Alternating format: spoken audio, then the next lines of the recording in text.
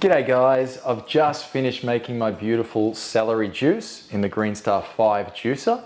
Now I'm going to show you how to clean it. First things first, I'm going to remove the power plug, and now I can easily pick it up and transfer it over to the sink. I've got my plunger. I'm literally just going to give that a little bit of a rinse. I've got my safety hood. This is just a rinsable item. I don't have to do anything else. Undo my clips.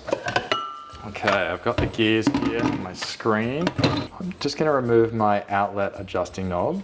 I just literally give that a quick rinse. I just give my outlet casing a bit of a quick rinse. Pretty simple. I've got this great brush here, cleaning brush. This part is designed just to go straight through there like so. So you can give it a really nice clean. The next part I clean is my gears. So you can see all the little bits of celery pulp on the gears.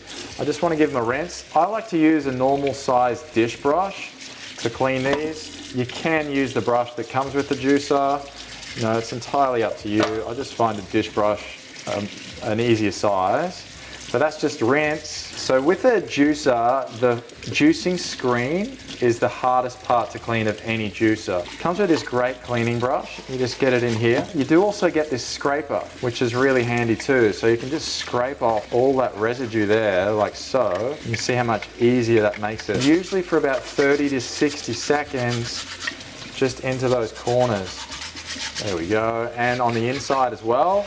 The brush fits perfectly on the inside. You've also got this little end here, which I like. If you get any little bits stuck in these corners, you can scrape them out, just like so. You want this screen to be really clean. You don't want it to be blocked at all, as otherwise next time you make a juice, it's going to be harder for the juice to get through it. Once again, just a nice rinse, easy enough. I love this new integrated drip tray. So I literally just have to remove that, give it a bit of a rinse. So my favorite new design feature on the Greenstar 5 is this twin gear housing. Okay, on this new model, it's got these little silicone seals, which is designed to stop any juice getting on this back section. On the previous Greenstar models, you'd often get a bit of juice on here, which was a little bit tricky to clean. And then I just give this twin gear housing just a little bit of a rinse.